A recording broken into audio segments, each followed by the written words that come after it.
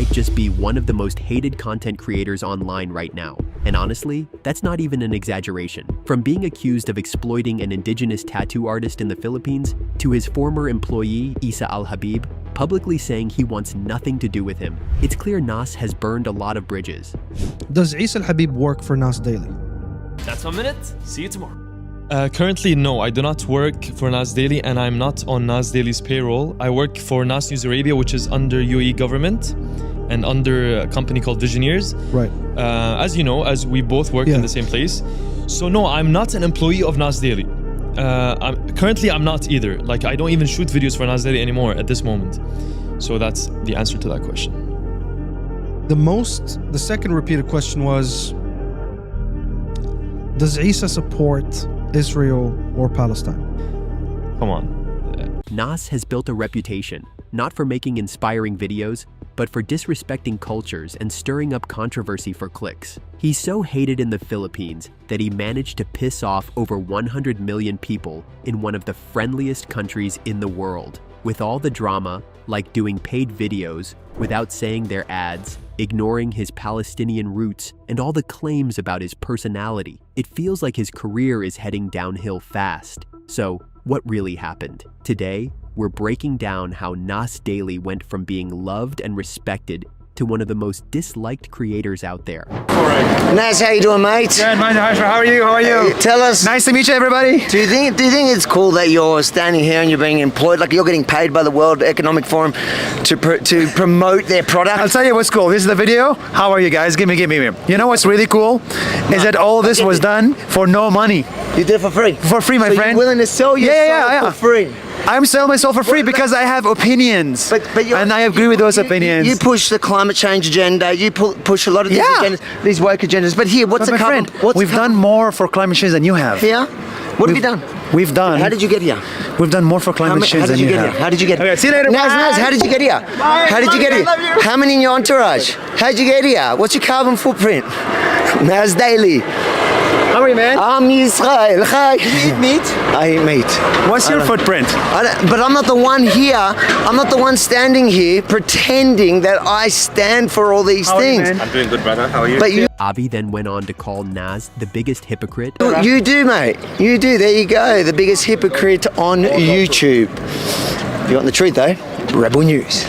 After being called out on Twitter, Nas agreed to meet Avi in Dubai for a 2-hour debate. But honestly, that move backfired big time. Nas posted a 26-minute version of the debate on his channel, and from the start, you could tell he was trying to control the narrative. The thumbnail alone made it clear. Nas was painted as the good guy, while Avi was put on the bad side. The whole video was carefully edited to make Nas look better, but here's the thing, it didn't work. Even on his own platform, the viewers weren't buying it. Avi owned this debate. Avi won this debate hands down. He kept to facts and didn't resort to personal attacks or opinions like Nas did. Keep in mind, this is only a 26-minute clip of a 2-hour debate. Even so, Nas still lost the debate, even in his own edit. It's like Nas was trying to spin the story, but the audience saw right through it. Instead of support, he got roasted in his own comment section. Out of nearly 2,000 comments, almost everyone agreed.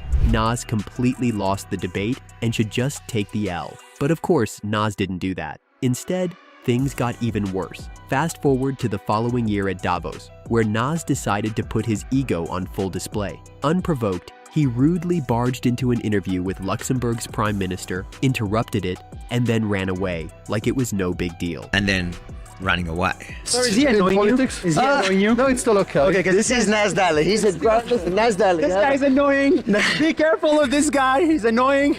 This behavior left viewers cringing. It was clear to everyone that Nas lacked basic respect and couldn't hold himself together in a civilized manner. Even the Luxembourg Prime Minister looked visibly uncomfortable. I was a lawyer before, if you need some help. Wait. What law? What law? Nas might need criminal help. People started labeling him as a narcissist, whether it was from a lack of self-awareness or just sheer arrogance. His erratic behavior only further cemented this image. And then came what might be his biggest blunder yet, something that rubbed billions of people the wrong way. On July 15th, 2024, Nas uploaded a video titled, "I studied Islam for 1 month and I lost all my hair. In this video, he claimed to return to his Islamic roots, but here's the catch. Nas had previously created his own religion called Nazism out of curiosity, distancing himself from any specific faith. Instead of coming off as genuine, the video felt like yet another desperate attempt for views. To many, it seemed less about reconnecting with Islam and more about using religion as clickbait. You didn't even know when Islam started. Please don't misguide people. This guy should be banned permanently. Brother, don't paint Islam with your own brush. There's no partial Islam. Islam is about entering into it fully. May Allah guide you.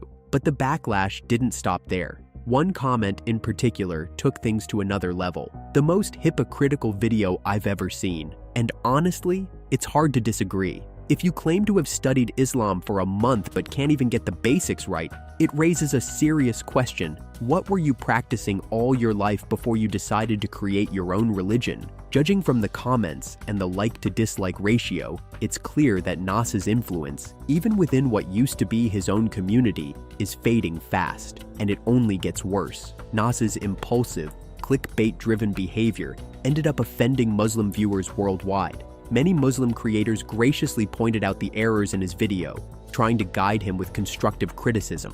One thing that we can take from this in his latest video on Islam is I shaved my head completely just to make a point. you don't do Islam to prove a point. Your intention should be to please your creator, because without the right intention, the proper knowledge, and the proper action, according to the Quran and Sunnah, then it's useless. One prominent creator, The Dean Show TV on YouTube, openly criticized Nas for his flawed understanding of Islam and his failure to address serious issues like the situation in Gaza. They also highlighted his history of contradictory statements, such as calling himself Israeli first tweet, while previously being caught on camera saying "F Israel" in a group setting. What you say? Israel, sir. No, we don't love Israel, my boy. We don't. Free Palestine. This moment perfectly encapsulates why people accuse him of hypocrisy. Nas can't take a clear stance. He won't publicly criticize Israel, but he also won't firmly support Palestine. And if that wasn't enough, Nas also made things worse by accidentally admitting that some of his videos on Nas Daily are paid advertisements. Sometimes we get a brand deal in which I have to go on the spot for one full day and make a video about a person. However, when the YouTuber Silicon Valley Girl asked him if he declares this in his videos, Nas then realized he had made a mistake, but it was too late. Interesting. So sometimes the characters that are in your video are actually paid sponsorships. Yeah, sometimes, yes. Do you say that in the video? So it's actually like less than 3% of the content. And we do not say that because, well, one, in the post, it's when we say thank you to XYZ, blah, blah, for making this possible. Two, it's like we don't live in America. So you don't actually have to say it. Oh, different rules. But do you travel like everywhere to film those people? This added yet another layer of cringe when Nas was confronted about the growing criticisms against him. Ironically, Silicon Valley Girl even named this chapter his attitude to being exposed. And Nas? He didn't disappoint in showing his true colors. The sheer arrogance on display here didn't just rub people the wrong way, it made an already bad situation even worse. It's moments like these that solidify why so many now label him a narcissist. Inflated self-importance, difficulty handling criticism, exploitative tendencies, and shallow relationships. And this isn't even a new issue for Nas. Back in 2020, he sparked controversy in Singapore by calling it the almost perfect country. Now you'd think Singaporeans would take that as a compliment, right? Nope. They immediately saw through his shallow pandering and called him out for what he really wanted: clicks. One Singaporean TV presenter even confronted him directly during a live interview. The issue of Israel and Palestine, for instance, does that actually encourage more people to follow you? I mean, is that a sort of a recipe for success in terms of getting more eyeballs? Because ultimately, that is what you want. That's what you need to succeed, right? I remember when he praised Singapore way too much, until every Singaporean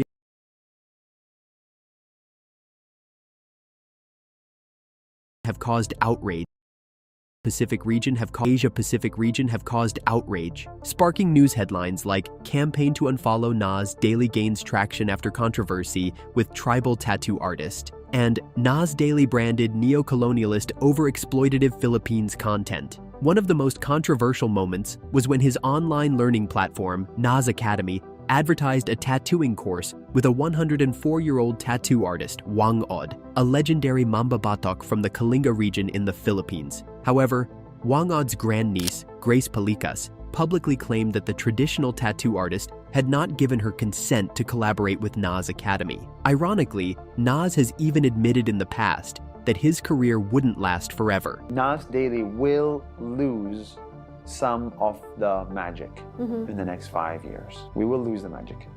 Well, it seems that time has come. With his reputation in shambles, Nas faces a grim reality. Either he continues making videos for a rapidly declining audience, or he shifts his focus entirely to his tech products that are also tied to his name, which might anger people even more the moment they hear the word Nas. Either way, his career isn't looking great. And while there's always the chance he could prove us wrong, it's hard to see Nas staying relevant in another 12 months.